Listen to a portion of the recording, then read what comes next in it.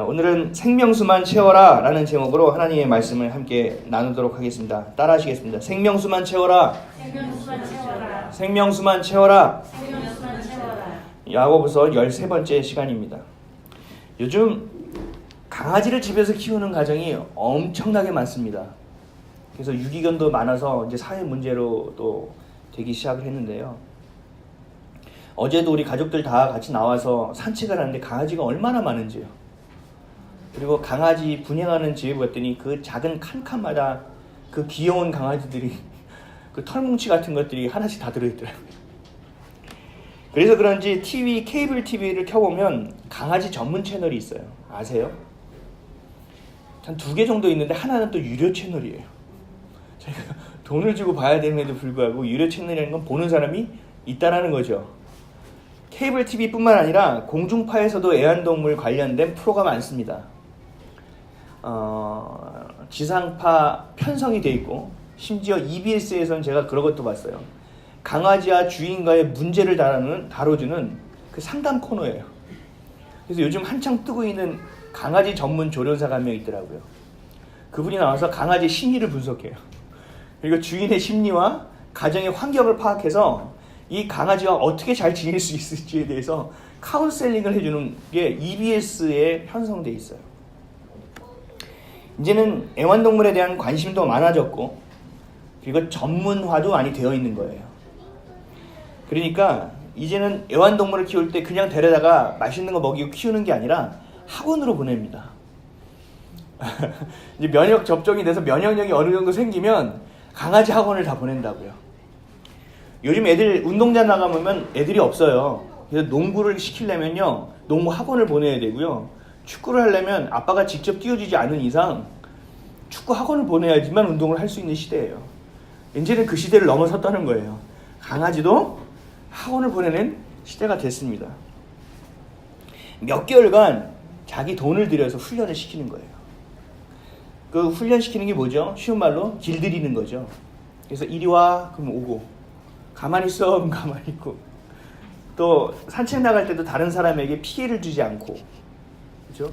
또 배변을 좀 잘해서 주인이 고생하지 않도록 해주고 이런 훈련들을 시키는 거예요.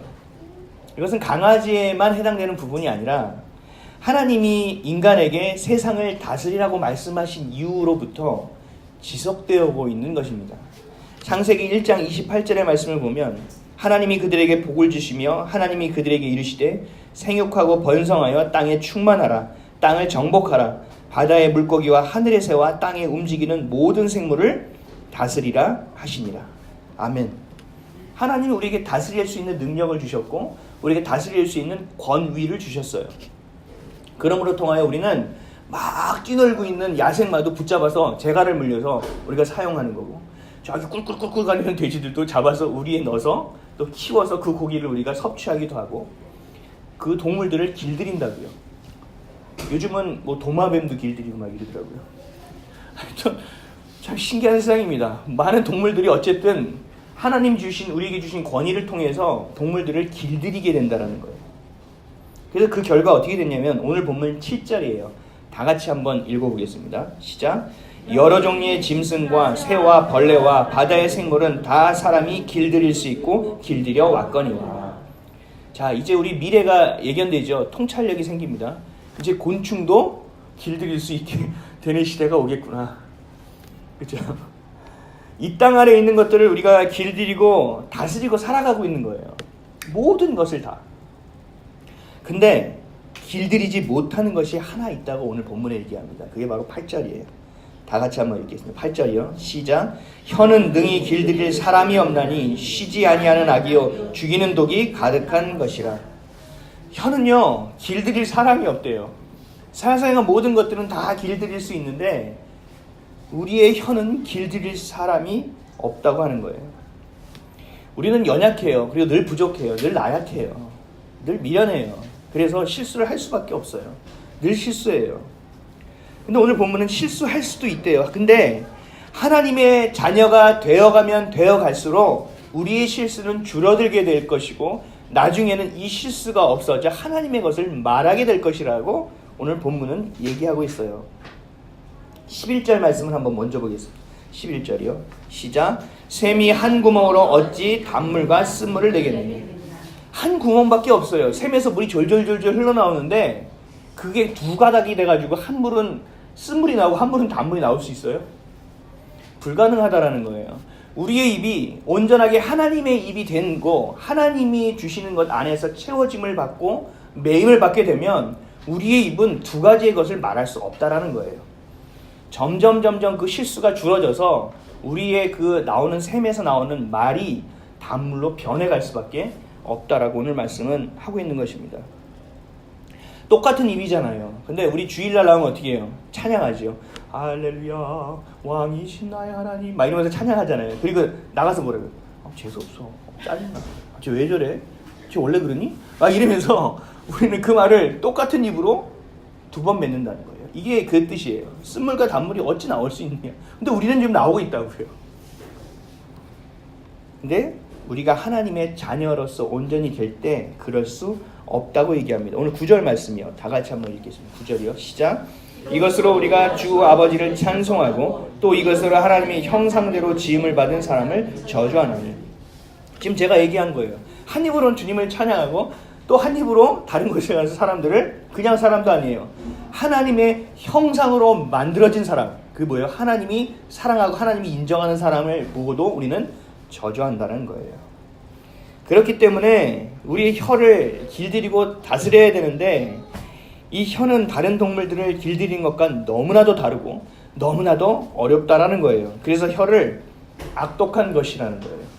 악독하다는 건 뭐예요? 누가 어떻게 할 수 있는 게 아니라는 거예요. 지 맘대로 한다는 거죠. 8절 말씀 다시 한번 읽어볼까요? 시작. 혀는 등이 길들일 사람이 없나니 쉬지 아니하는 악이요 죽이는 독이 가득한 것이라. 혀는 사람이 길들일 수 없다라는 거예요. 너무나 악한 것들을 내뱉는 근원점도 혀라는 거예요. 그러면 어떻게 하면 이 혀를 우리는 길들일 수 있을까요? 에휴, 길들일 수 없으니 그냥 마음껏 살아가야지. 이렇게 살아가야 될까요? 우리 혀가 사람을 저주하고 미워하고 비판하는 게 아니라 다른 사람들을 위로하고 축복하고 하나님을 찬양하는 혀, 그 입술이 될 수는 없을까? 오늘 하나님의 말씀을 나누도록 해보겠습니다. 그래서 오늘 말씀을 통해서 여러분들의 입술 안에 복된 말이 가득 머금어지는 오늘 되시기를 주님의 이름으로 간절히 축원드립니다. 첫째로 단물을 뱉어내기 위해서는요, 속사람이 변해야 됩니다. 상수원 보호구역이라는 푯말을 보신 적 있으세요? 있으세요? 그곳에는요 아무나 들어갈 수 없어요. 함부로 못 들어가요. 제가 들어가서 자풀을 제거하고요, 이거 좋은 곳을 만들려고 해요. 아무리 좋은 취지라고 해도 상수원 보호구역은 들어갈 수 없어요. 그래서 제가 찾아봤어요. 어떻게 하면 들어갈 수 있는가. 그랬더니 정부로부터 행위 허가증을 발급받아야 돼요. 그럼 행위 허가 신청서를 제출해야 돼요. 그래서 정부에서 심의해서 얘는 돼. 그러면 며칠 몇 시부터 몇 시까지 너 들어갔다 나와 라는 게 정해져요. 상수원 보호구역은 함부로 들어갈 수 없다는 거예요. 왜 함부로 못 들어갈까요? 상수원이 뭐예요? 우리가 먹고 씻고 하는 마시는 이것들이 처음에 나오는 이 근원점이잖아요. 그래서 우리가 섭취할 수 있는 깨끗한 물을 섭취하게 되는 이 상수원이 깨끗하게 보존돼야 되는 거예요. 이 상수원을 수지를 보호해야만 우리가 깨끗한 물을 섭취할 수 있다는 겁니다. 근데 이거를 보호를 잘해요. 아주 잘해요.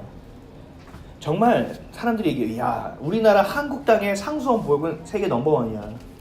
근데 그 물을 막 좋은 물을 흘려보냈는데 그 집의 배관이 노후되어 있다면, 여러분들의 집의 배관이 물이 나오는 그 수도관이 노후되어 있다면 그 물은 어떤 물이 나올까요? 녹물이 나오겠죠. 우리 눈에 보이지 않아도 처음에 상수원에서 보호돼서 잘 흘러나오고 정화된 물이 나올 수 없겠죠. 똑같은 거예요. 하나님의 약속, 하나님의 능력, 하나님의 선하심, 하나님의 사랑이 상수원처럼 지켜지고 보호되고 유지돼서 우리에게 흘러넘치게 계속 보내진다고요. 근데 우리에게 머금어져서 우리에게서 나오는 거는요, 노후되고 상하고 녹물 나는 내 입술을 통해서 하나님의 말씀을 얘기해버리면 사람들은 어떻게 뭘 받게 돼요? 다른 사람들은 오염된 물을 받게 되는 거예요. 그래서 우리가 하나님의 자녀로서 입술, 말, 혀를 관리해야 되는 가장 큰 이유 중에 하나입니다. 제가 제 이야기를 간증할 일이 많지 않아서 나중에 이제 오후 예배를 우리가 드리게 되면 여러분들의 간증 시간도 갖고 저도 간증 시간을 갖고 또 다른 목사님도 좀 오시라고 하고 또 찬양도 하고 또 성경도 통독해보고 여러 가지 시간을 좀 가져볼 거예요. 근데 그 중에 제가 한 가지 이야기할 게 예전에 제 주변에 사람이 진짜 많았어요. 제가 가는 곳마다 사람이 많았어요. 지금 별로 없어요. 불러주는 것도 별로 없고 불러줘서 가면은 처음 만나는 사람들이 대부분이에요. 이게 상담, 저는 희한하게 어제도 묵상하다 보니까 왜 저는 상담이 이렇게 많이 하게 되는지 이해가 안 돼요. 일주일에 한 3-4건은 하는 것 같아요. 어쨌든요, 제 주변에 사람들이 이렇게 모여 있었어요. 그 이유는요, 제가 재밌는 말을 참 잘했어요. 막 개그하고 막 이런 게 아니라요, 사람들이 이야기하는 것들을 잘 연결시켜요. 그래서 좀 재미있는 그 코드와 그것이 되면 팡 터트려줘서 얘를 주연으로 만들어주고 그래서 얘를 막 키워줘요. 그러다가 이제 또 이 사람이 얘기하고 싶으면 얘 조연으로 좀 낮춰주면서 여기를 주연으로 뽕 또 터트려줘요. 그 역할을 제가 좀 잘했어요. 그러니까 가는 곳마다 야, 정도 어딨어? 저를 찾는 거예요. 왜요? 자기가 얘기하는 장을 열어줄 사람이 필요하고 자기 이야기에 피드백 해주고 리액션을 취해줄 사람이 필요한데 그걸 제가 잘 해줬기 때문에 그래요. 그래서 막 모여있으면 제가 대화를 많이 주도했어요. 근데 그 주도하는 게 그냥 이렇게 살리고 하면 참 좋은데 제가 나쁜 게 하나 있었어요. 뭐냐 하면 몇 명이 이렇게 모여있으면 그 이야기를 재밌게 하기 위해서 1명, 2명을 제가 타겟으로 삼아요. 그 친구가 말실수하는 거나 옛날에 실수했던 거나 잘못했던 것들을 다 꼬집어가지고 모두가 웃을 수 있는 분위기를 만들어내는 거예요. 그거를 제 이야기로 하면 참 좋을 텐데 그게 아니고 꼭 1-2명을 제가 씹는 거예요. 저는 그런지 몰랐어요. 대를 위해서 소가 희생되어야 된다는 제 나름대로의 이론을 가지고 했어요. 그리고 제가 무시하고 그 실수를 가지고 비난했던 친구들을 또 나중에 보상을 해줬어요. 야, 내가 그 말 했는데 좀 너 괜찮냐? 야, 미안하다 하면서 꼭 뒷수습을 잘했어요. 그러니까 참 그렇죠. 제 과거의 이야기입니다. 지금은 안 그렇고요. 그래서 그렇게 하다가 어느 날 중국집에서 청년들이 한 20명 넘게 방을 탁자를 몇 개를 쫙 붙여놓고 밥을 먹는 시간이 있었어요. 제가 어디쯤 앉았겠습니까? 중간쯤 앉았겠죠. 늘 제자리는 중간으로 이렇게 해줘요. 왜냐하면 앉아서 이야기를 이끌어가야 되니까. 그래서 좀 늦게 들어가요. 왜요? 그러면 제 중간에 제자리가 남아있고 제가 이렇게 이러고 들어갔거든요. 근데 그 자리에 앉아서 이런저런 이야기들 하다가 또 변함없이 막 사람들을 웃기고 막 뒤집어지게 하고 막 이런 시간이 있었어요. 어김없이 1명이 타깃이 돼요. 비난의 대상, 실수의 대상, 모든 사람들의 반찬의 역할을 하는 사람이 생겼죠. 근데 그 친구가 평소와 같이 그냥 된 게 아니라 얼굴색이 확 변하더라고요. 근데 평소에는 그걸 보여도 나중에 하면 되지 뭐 이런 생각이 들었는데 그날따라 느낌이 다르더라고요. 그 표정을 제가 어떻게 읽었냐면 그냥 이 표정이 아니라 세상을 잃어버린 것 같은 표정을 봤어요. 내가 이 친구에게 큰 상처를 줬구나라는 마음이 덜컥 들었어요. 평소에는 안 들다가. 그래서 그 친구를 끝나고 나서 화해를 좀 시도하려고 했는데 막 후배들이 말 걸고 뭐 2차 뭐 차를 마시러 가자 뭐 이 얘기하는 바람에 놓쳐버렸어요. 그 친구를. 원래는 그때 수습이 돼야지 되는데 수습할 수 있는 기회를 놓쳐버린 거죠. 일이 커진 거예요. 이 친구 안에서는 분노와 실망과 원망이 막 커지기 시작했고 저는 불안한 거예요. 이 친구 이렇게 되면 어떡하나? 근데 결국에는 이 친구가 제 연락을 받지 않기 시작했어요. 제가 그 일이 있은 후에 마음이 너무 불편한 거예요. 너무 힘든 거예요. 그리고 그 친구의 모습을 볼 때마다 죄책감이 들더라고요. 근데 그럼에도 이 성격이 안 고쳐지는 거예요. 계속. 이걸 놓고 싶지 않은 거지. 이 주도권을. 이 리더십을 놓고 싶지 않은 거예요. 그러다가 제가 입을 닫아버렸습니다. 입을 닫고 10개 중에 9개는 좋은데 하나가 나쁜데 그 하나가 사람에게 상처를 준다는 생각이 들기 시작하니까 안 되겠더라고요. 그래서 제가 제 입을 제어해 보려고 했어요. 그래서 제가 반찬거리가 되게끔 하다가도 애들이 이제 그 분위기가 형성되어 있으니까 저한테 가는 거를 다른 친구가 끌어서 그 친구한테 또 갖다 붙이는 거예요. 야, 이건 안 되겠다. 이거 어떻게 방법이 없더라고요. 제가 제어를 또 못하게 됐고, 그래서 어떻게 했냐면 제가 입을 닫아버렸어요. 여러분들 제어가 안 되면 닫아버려야 돼요. 다치지 않죠? 그럼 그 자리를 떠나야 돼요. 우리는 이게 길들여지지 않기 때문에 초반에는 이런 방법들을 선택해야 돼요. 그래서 입을 닫아버렸습니다. 쉽지 않은 일이었어요. 근데 그럴 수밖에 없었습니다. 오늘 12절 말씀 한번 읽어볼까요? 12절이요.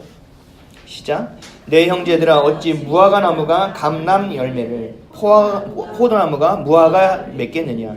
이와 같이 짠물이 단물을 내지 못하느니라. 아멘. 무화과 나무와 포도나무는 이스라엘을 상징합니다. 그래서 무화과의 열매가 풍성하고 포도나무의 소출이 많을 때 하나님이 이스라엘 민족과 함께 하시는구나, 하나님이 임재하시는 기간이구나 라고 생각해도 무방할 정도예요. 감람나무는 무슨 나무인지 아세요? 올리브 나무예요. 올리브가 뭔지 아시죠? 근데 이 올리브가 열매를 맺으려면 몇 년이 있어야 되는지 아세요? 10년에서 14년이 걸립니다. 그 이후부터 온전한 소출을 내는 열매가 나와요. 감람나무에서 열매가 맺어졌다는 것은 뭐냐면 어떠한 이민족의 침입도 없고 그 나라가 평탄하다는 것을 얘기해요. 그러니까 태평성대의 기간이라는 거예요. 그러니까 이스라엘이 번영하고 있는 시기라는 것을 얘기하죠. 그러니까 포도나무, 무화과나무, 또 감람나무가 열매를 맺는다는 것은 결국 하나님이 지금 이 민족을 지켜주시고 계시구나라는 것을 이야기해요. 매우 중요한 열매라고요. 근데 이 아무리 좋은 열매고 정말 필요한 열매라고 하더라도 무화과나무에서 올리브가 나올 수는 없고, 그리고 포도나무가 무화과를 맺을 수는 없다라는 거예요. 너무 당연하잖아요. 그렇죠? 근데 사과나무에서 사과가 열리는 것처럼 좋은 나무, 건강한 나무에서 건강한 열매가 열리는 건 당연한 거잖아요. 그럼 우리 삶으로 돌아와서 우리가 좋은 말을 해야 좋은 열매를 거두겠죠. 좋은 생각을 해야 좋은 일이 생기겠죠. 근데 우리는 나중에 내가 그것을 한 것은 생각하지 않고 열매만을 생각한다라는 거예요. 제가 입을 닫아버린 건 뭐냐면 저에게 하나님이 지혜를 주셨어요. 지금의 상황이 아니라 나중에 네가 이런 열매를 맺게 될 때 이걸 네가 감당할 수 있겠냐는 거예요. 지금 네가 리더십을 갖고 좋은 분위기와 주도권을 가지고 가긴 하지만 그 상처 입은 사람들이 너를 볼 때 어떻게 생각하겠고 그 열매들을 통하여 너는 어떠한 열매가 될 수 있느냐는 거예요. 깨끗하고 좋고 건강한 열매가 사과가 10개를 맺으면 10개가 다 풍성해지고 실해야 되잖아요. 저는 그런 삶을 살고 싶다라고 하나님께 고백했어요. 그래서 제 입을 닫아버린 계기가 됐어요. 그랬더니 놀라운 일이 생겼어요. 입을 닫아버리니까요. 전 제 리더십을 잃어버리고 주도권을 잃어버릴 줄 알았거든요. 천만에요. 더 큰 리더십이 생기더라고요. 입을 닫아버리니까 입을 여는 사람이 생겨서 그 사람에게 또 다른 롤, 역할이 부여가 되기 시작했고, 또 제가 입을 닫고 듣기 시작하니까 들어주는 사람으로 생각해서 저에게 고민을 털어놓기 시작했어요. 청년들이 저 좀 만나주세요, 누구 좀 만나주세요 해서 가서 계속 얘기를 들어줬어요. 어떻게 보면 제가 목회자가 되기 위한 하나님이 또 필수 코스로 하셨는지는 모르겠지만 그러한 일이 생기더라고요. 내가 하나님이 원하시는 일을 하기 위해서 내 것을 포기했더니 하나님이 더 좋은 것을 주셨다라는 겁니다. 우리는 그런 삶을 경험하며 살아가야 돼요. 그럼에도 불구하고 우리는 혀를 길들일 수 있습니까? 없습니까? 없어요. 능히 길들일 사람이 없대요. 그렇기 때문에 우리는 속사람이 변해야 돼요. 그리고 속사람이 강건해야 돼요. 근데 이 속사람이 변하는 것 우리가 마음대로 됩니까? 속사람이 변해라! 그럼 변해집니까? 자, 오늘은 속사람 1번 변하는 날. 이렇게 하면 변해집니까? 안 돼요. 우리 힘으로는 안 돼요. 에베소서 3장 16절에 그의 영광의 풍성함을 따라 그의 성령으로 말미암아 너희 속사람을 능력으로 강건하게 하시오며. 아멘. 하나님의 말씀이 우리 가운데 가득 채워져야 된다라고 말해요. 늘 우리 마음에 흘러 들어가야 된다라고 말씀하시는 거예요. 성령의 임재하심을 통하여 그 빛이 우리 가운데 늘 비춰져야만 그 풍성함을 통하여 우리의 속사람이 변화될 수 있다라고 얘기하는 것이 바로 에베소서 3장 16절이에요. 제가 다시 한번 읽어볼게요. 그의 영광의 풍성함을 따라 그의 성령으로 말미암아 너희 속사람을 능력으로 강건하게 하시오며. 우리 힘으로 되진 않지만 가능하잖아요. 그렇죠? 뭘로요? 속사람이 강건해짐을 통하여. 그럼 속사람이 강건해지려면 어떻게 해야 된다고요? 성령이 우리 가운데 충만함으로 임재해 주셔야 된다고요. 그게 뭘로요? 하나님의 말씀을 통해서. 이것이 되면 우리의 혀는요, 길들일 수 있는 사람이 없지만 길들여질 수 있대요. 그리고 길들여져서 그냥 합하고 있는 것이 아니라 하나님이 이것을 선포하는 것으로 사용되어질 수도 있다라고 말하는 거예요. 그럴 때 우리 악한 말, 저주, 교만, 자기자랑, 자기의가 선한 말, 축복, 칭찬, 덕담, 겸손, 위로의 말로 변하게 되어진다는 겁니다. 우리의 입에서 쓴 것이 아니라 단 것을 내뱉게 된다는 거예요. 내가 의식하든 내가 의식하지 않던 단 것만이 내 안에서 계속 흘러 넘쳐 나올 수밖에 없게 된다는 거예요. 왜 그럴까요? 한 구멍밖에 없대잖아요. 그렇죠? 하나님의 말씀이 담겨지는데 그 구멍에서 뭐가 흘러나오겠냐는 거죠. 하나님의 말씀이 흘러나오는 거예요. 우리 안에 그리고 상처가 있으면요, 어떤 물이 부어져도 그 상처로 인하여 써지는 거예요. 옛날에 저희 아버지 기억나는데 그 술에다가 그 뱀의 허판가 간인가 뭔지 잘 기억은 안 나요. 그 말라 비틀어진 거 뭐 하나 이렇게 넣어서 드셨거든요. 아, 쓸개. 쓸개예요. 그걸 넣으면 그 술 색깔이 변해요. 그 말라 비틀어진 조그만 걸 넣었는데 그게 변하더라고요. 그래서 다 써지는 거예요. 여러분들이 쓴뿌리를 품고 상처를 품고 살아가면 하나님이 아무리 좋은 물, 생수를 부어주더라도 쓴 것이 흘러나온다고요. 그럼 우리 입술에서 뭘 뱉어요? 비난. 그렇죠? 상처받은 사람의 특징이 뭔지 알아요? 다른 사람을 비난해요. 너 때문이야. 그리고 자기의 것을 인정하지 않고 다른 사람만 비난하고 불평하고 원망해요. 그것을 이기기 위해서는 어떻게 해야 돼요? 없애기 위해서는 어떻게 해야 돼요? 하나님의 말씀이 채워줘야 돼요. 그래서 그 쓸개가 쓴맛이 빠질 때까지 그냥 계속 흘려보내주셔야 돼요. 그것을 채워넣어야 돼요. 그것이 필요해요. 내 마음에 뭘 품고 있느냐, 내 생각에 뭐를 품고 있느냐에 따라서 우리의 말이 선택되어지고 결정되어지고 나온다라는 거예요. 사랑하는 성도 여러분, 여러분들의 마음의 그릇에 뭐가 담겨 있습니까? 여러분의 삶의 주식은 뭡니까? 메인이 뭐냐고요? 메인 식사. 영의 양식의 말씀이 아니라 육신의 음식에만 집착하고 계시지는 않습니까? 여러분들의 마음의 정원에는 그럼 뭐가 심겨져 있습니까? 이번에 그 남양주 교회를 갔더니 사모님이요, 꽃을 너무 사랑하시는 거예요. 그래서 그 교회 앞에 화분이요 수십 개가 있어요. 그리고 그 성전 그 교회 주변에 꽃들이 노란 꽃이 쫙 심겨져 있어요. 그래서 오면서 막 속상해요. 제초병이 저 노란 꽃을 다 뱉대요. 그래서 제가 가서 맛있는 거를 주면서 다 예쁘게 잘 해주면서 혹시 여기 제초병 있니? 그래서 범인을 잡아냈대요. 그래서 내년에는 베지 못하게끔.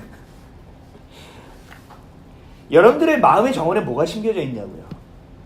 혹시 엉겅퀴, 가시밭, 아니면 뭐가 잡초가 나든 관계없이 그냥 아유 풀이면 됐지, 녹색인데 뭐 혹시 이러고 살아가진 않는가? 아니 다른 사람의 마음의 정원을 보고 야야야 장미 꺾이잖아, 좀 나무 좀 대줘. 야 저 풀이 저러냐, 저 좀 베라 좀. 손이 없니? 내 정원에는 엉망진창인데 다른 사람의 정원만을 바라보고 있는 것은 아닌가? 여러분들 마음의 그릇에 담겨진 것, 여러분들의 마음의 정원에 심겨진 것이 바뀌지 않고서는 여러분들의 입술이 바뀔 수가 없습니다. 여러분들의 입술이 바뀌지 않는 한 여러분들의 삶은 절대로 바뀔 수가 없습니다. 우리의 속사람이 바뀌어야 된다는 거예요. 여러분의 마음의 그릇에, 여러분의 마음의 정원에 하나님의 말씀을 심으세요. 계속. 그리고 거기에 말씀이 흘려보내지고 채워지고 흘러넘칠 수 있도록 하세요. 그리고 하나님에게 내 삶을 내어드리고 하나님의 다스림 안에서 사세요. 하나님을 아는 것을 게을리하지 마시고 하나님을 믿는 것에 힘쓰세요. 그래야만 우리의 속사람이 단물을 뱉어내고 하나님이 지으신 입술을 통하여 하나님이 지으신 사람을 축복하며 살아갈 수 있습니다. 그렇게 살아가는 저와 여러분 되시기를 주님의 이름으로 간절히 축원드립니다.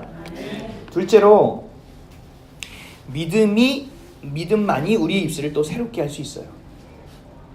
그 안에 모든 것이 채워져도 이것이 믿음으로 인하여 발현되어지고 믿음으로 인하여 지탱되어지고 믿음으로 인하여 선포되어져야 된다는 거예요.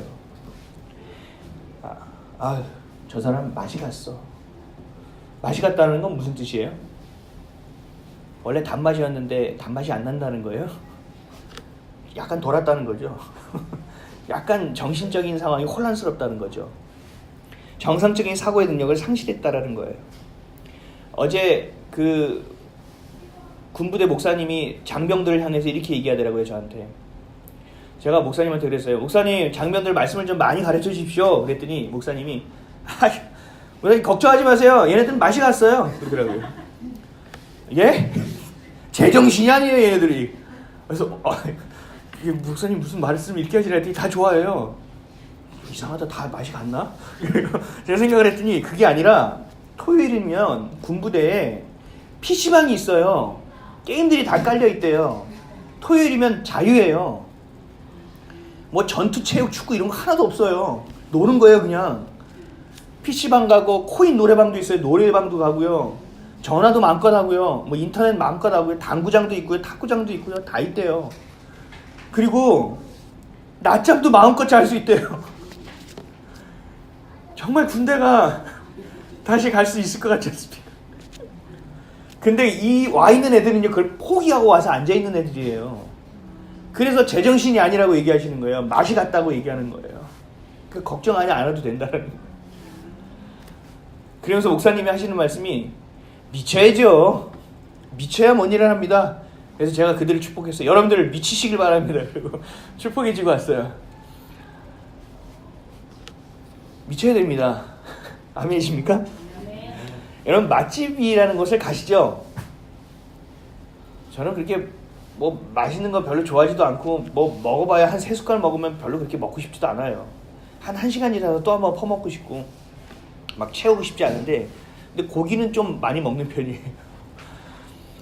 근데 맛집을 가는데 어느 날부터 맛집에 가지 않을 때가 있어요. 왜 맛집에 안 가냐면요, 사장님이 바뀌어서요? 뭐 그럴 수도 있어요. 근데 그게 꼭 이유는 아니에요. 인테리어가 바뀌고 가격이 올라서요? 그렇다고 아예 안 가지는 않아요. 10번 갈 거 한 4-5번으로 줄이더라도 맛집은 가요. 왜냐면 그 맛이 생각나니까요. 근데 맛집에 안 가는 이유는요, 손님이 확 끊어질 때는요, 언제냐면요, 그 맛이 변했을 때예요. 내가 예전에 그 맛을 봐서 그 맛을 보러 왔는데 그 맛이 나지 않는 거예요. 오늘 주방장님이 좀 아프신가? 좀 안 좋으신가? 다음에 또 갔는데 맛이 변해 있어요. 그럼 좀 확신하게 되죠. 주방장이 바뀌었구나. 이 맛집의 맛은 변했구나. 그리고 우리 마음에 뭘 결단해요? 다시는 오지 않아야지. 에이, 칼국수 맛있었는데 다른 집을 개발해야 되겠구나. 다른 집을 뚫어야겠구나 라고 생각하는 거죠.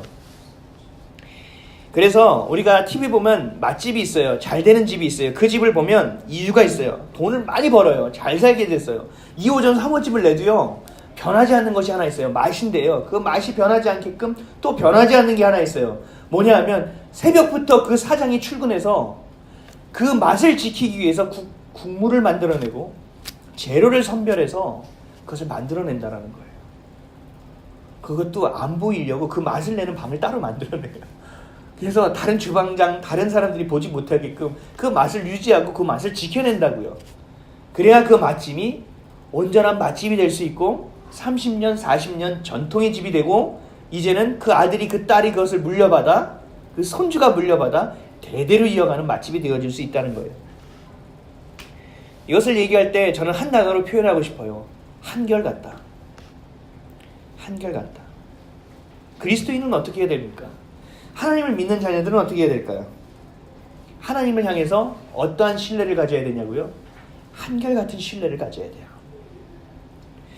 그것이 성경에서 말하는 믿음이에요. 믿음을 가지라고 얘기하는 것은 한결같은 신뢰, 하나님을 향해서 맛이 변하지 않는 한결같은 신뢰를 가지라고 얘기하는 거예요. 그 믿음이 있어야만 우리가 구원받고 그 믿음이 있어야만 하나님의 약속이 내게 유효한 것이 될 수 있기 때문에 그렇습니다.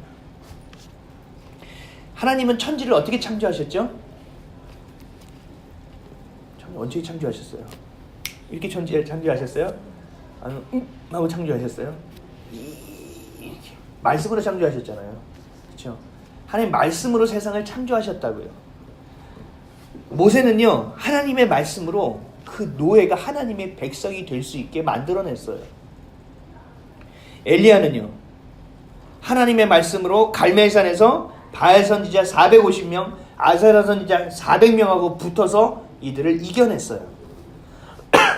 베드로는요 하나님의 말씀으로 안진뱅이를 일으켜냈고 하나님의 말씀으로 하루아침에 5,000명이 넘는 사람들이 회심하여 하나님께 돌아오게 만들었어요. 사도 바울은요 하나님의 말씀으로 세계 곳곳을 다니면서 교회를 세웠고 철학자들과 논쟁했어요. 그리고 죽은 자를 살려내기까지 했어요. 그 하나님의 말씀으로 우리가 사탄을 내어쫓고 하나님의 말씀을 들은 사탄은 소리를 지르며 우리 앞에서 도망갈 수밖에 없고 우리에게 질병이 떠나가고 죽는 자가 살아난다라는 거예요. 뭘로 말미암아? 하나님의 말씀으로 말미암아. 근데 왜 그런 일이 일어나지 않을까요 지금? 왜 하나님의 일하심이 중지되셨습니까? 하나님이 난 거기까지 하고 손을 털어느라 라고 말씀하셨나요? 그런 말씀이 기록되어 있어요? 없잖아요. 하나님이 그럼 우리를 떠나셨습니까? 내가 좀 바빠서 나중에 다시 올게 그러셨어요? 하나님은 신실하신 하나님이에요. 우리를 향한 그 눈빛이 눈동자가 우리를 보호하시고 인도하심이 주무시지도 않고 졸지도 않으신다고 우리에게 말씀하고 계세요. 그래서 우리는 하나님을 향하여 신실하신 하나님이라고 얘기해요.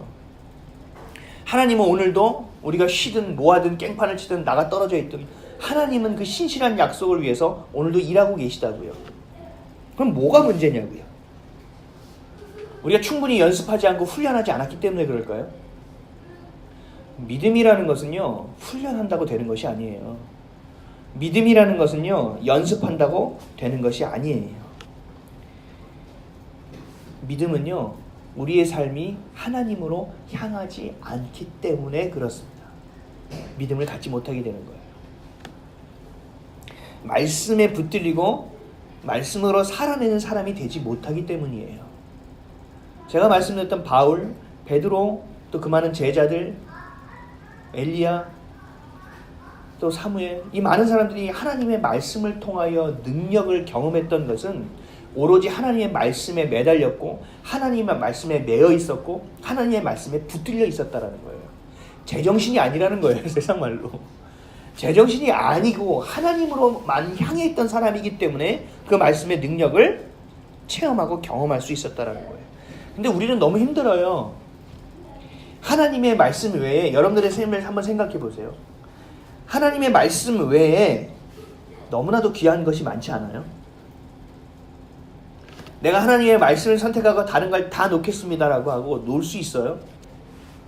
여러분들 말씀만을 선택하기에 너무 많은 것을 가지고 있는 건 아니에요. 기준도 너무 많잖아요.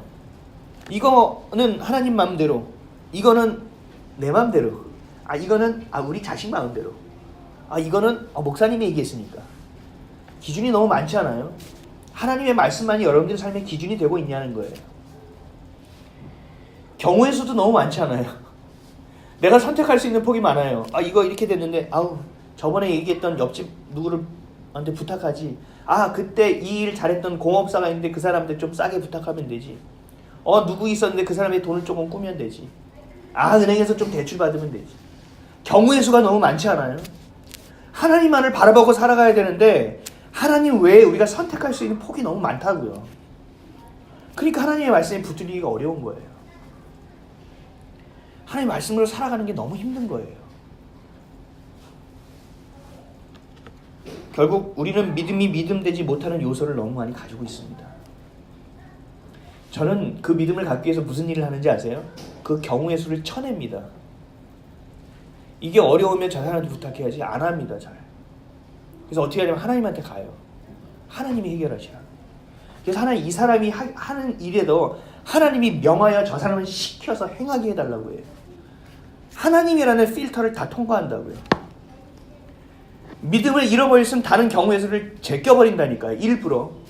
문제를 해결하려고 막 가는 게 아니라 이 문제를 초점으로 가져가지 않는다고요. 이 문제를 허락하신 이도 하나님이시고 이 문제를 해결해 주실 분도 하나님이시고 이 문제를 통하여 무언가를 우리에게 얘기해 주실 분도 하나님이기 때문에 전적으로 신뢰하고 한결같은 믿음을 가지고 주님께 나아간다고요. 10번이면 10번 다 그렇지 못해요. 저도. 근데 그 가운데서 그렇게 하려고 최선을 다한다고요. 다른 일에 막 최선을 다하는 것이 아니라 물론 다른 것도 다 해야죠. 그러나 가장 중요한 1번을 붙잡는다는 거예요. 뿌리를. 여러분들 아무리 가지를 예쁘게 하고 닦아내고 뭐 한다고 이게 잘 자라요? 뿌리가 건강해야 될 거 아니에요. 저는 거기에 신경 쓴다고요. 그러다 보면 어느 날 자라나게 돼 있다고요. 가지는 올라간다고요. 어느 날 그 뿌리로 인하여 건강한 뿌리로 인하여 영양분이 잘 공급돼서 열매는 맺혀지게 돼 있다고요. 근데 우리는 뭘 생각해요? 가지가 올라간다 기쁘다가 꺾이면 꺾였어. 같이 올라갔다 같이 꺾였다가 아주 롤러코스터 인생을 살아간다고요. 우리가 하나님 안에 있으면 있을수록 우리의 인생은 정말 편리해지고 편안해져요. 결론 내는 게 너무 뻔하거든요. 선택할 수 있는 폭이 정확하게 정해져 있거든요. 갈등할 요소가 점점 사라진다는 거예요. 우리가 엄밀하게 따져보면요. 우리는 하나의 입술이 아니에요. 세상 사람들은 하나의 입술을 가지고 있어요. 하나님을 모르잖아요. 그러니까 선함의 기준이 없어요. 내 기준대로 살아가니까 내가 생각할 때 선할 때 그냥 선한 말을 하는 거고 악할 때는 약한 말을 하는 거예요. 근데 하나님의 기준으로 봤을 때 그 모든 것이 거의 대부분 악한 것들이 대부분이죠. 그래서 그들은 한 입에서 한 입 말을 하는 거예요. 근데 우리 기독교인들이 왜 욕먹는지 아세요? 우리는 성령이 우리 가운데 있잖아요. 그러면 우리는 선한 말을 하게끔 되어져요. 잘못된 말을 하다가도 꺼림직해지는 거예요. 왠지 내가 이 말한 게 별로 아닌 것 같아요. 자꾸 내 안에서 셀프 체크가 되어진다고요. 그런데 이것이 잘 체크되어진 것을 놓치고 내 믿음을 잃어버리고 하나님의 말씀을 채워진 걸 놓치다 보면 내 안에서 성령님의 비중보다 내 세상의 기준이 점점 커져서 나도 모르게 내뱉게 된다고요. 그럼 세상 사람들은 어떻게 보는 거예요? 우리 입술이 몇 개라고 있다고 보는 거예요? 한 말 가지고 두 말 한다고 보는 거예요. 쓴물과 단물이 다 나오고 있다고 보는 거예요. 그래서 우리를 평가할 때 어떻게 평가해요? 야, 너나 똑바로 살아라고 얘기하는 거예요. 로마서 7장 21절에 이렇게 얘기합니다. 그러므로 내가 한 법을 깨달았노니 곧 선을 행하기 원하는 나에게 악이 함께 있는 것이로다. 늘 이런 상황 가운데 우리는 싸우고 살아가고 이기며 살아가고 살아가야 되는 거예요. 회사의 지분율을 보면 참 신기하더라고요. 1%의 주식을 가지고 싸우잖아요. 드라마를 보든 뉴스를 보든 대기업을 보면. 그래서 적은 주식을 가지고 전체를 경영하고 품어낼 수 있는 일을 자꾸 머리를 굴리잖아요. 그래서 우호 지분을 내가 확보해서 51% 이상의 지분을 확보해야 내가 뭘 가지고 있어요? 경영권을 가질 수 있잖아요. 49% 가지고 있는 사람은 경영권을 가질 수 있어요? 없어요. 그는 경영인이라고 얘기하지 않아요. 그는 대주주라고만 얘기해요. 경영권 그거에 대해서 직접적으로 참여할 수가 없다고요. 우리의 입술도 똑같아요. 두 개가 막 싸우는데 그 안에서 선한 것, 하나님의 말씀이 51% 이상의 지분을 차지할 수 있어야 우리의 입술에서 그 경영권이 성령님이 가지고 그 경영하실 수 있는 경영의 상황과 상태가 되어진다고요. 여러분들이 아무리 믿음 생활을 열심히 하고 잘한다고 하더라도 49%를 가지고 있으면 의미가 없다라는 거예요. 나는 말이 안 고쳐져. 나 원래 그래. 그러려니 하세요. 내가 이렇게 말하는 게 하루 이틀도 아닌데 여러분들 다 알지요? 안 돼요. 그렇게 하면 안 돼요. 여러분들의 믿음은 100%의 지분을 가지고 있어야 돼요. 하나님을 한결같이 모든 것을 다 내올 수 있는 믿음의 신앙이 돼야 돼요. 하나님이 전부가 돼야 돼요. 내가 이해되지 않는 상황이 있더라도 내 입술은 하나님의 신뢰함을 선포해야 돼요. 내가 지금 힘들고 어려운 상황에서 내가 승리함을 선포해야 돼요. 그때 하나님의 지분이 넘쳐나기 시작하는 것이고, 그때 하나님이 일할 수 있는 폭이 생긴다는 거예요. 우리에게 경영권이 생겨진다는 겁니다. 우리의 입술은 하나님이 주관하심을 통해 능력이 선포되고 하나님의 나라가 선포되고 그것을 통해서 우리의 인생이 뒤바뀔 수 있게 된다는 것입니다. 하나님을 하나님으로 인정하게 되고 그 말씀을 능력을 경험할 수 있게 된다는 거예요. 사랑하는 성도 여러분, 여러분들의 마음의 정원, 마음의 그릇을 살펴보세요. 그래서 그 속사람이 주님의 것으로 가득 채워지고 강해져야 돼요. 내가 강해져야지 이렇게 힘을 주는 것이 아니라 하나님의 말씀이 채워지면 채워지고 그걸 가지고 여러분들이 살아낼 때 여러분들에게 영적인 근육이 붙어 나가는 거예요. 믿음의 근육이 생기는 거예요. 그럴 때 어떠한 충격이 오더라도 그 근육이 우리를 금세 회복시켜낼 수 있는 거예요. 그럴 수 있는 삶을 살아가는 저 여러분 되시기를 주님의 이름으로 간절히 축원드립니다. 하나님만을 신뢰하시고 하나님 입술을 통해서 선포한 그 생명의 말씀으로 생명수만이 여러분들 가운데 채워지시기를, 그러므로 한 주를 온전하게 살아가는 자들 되시기를 주님의 이름으로 간절히 축원드립니다. 기도하겠습니다.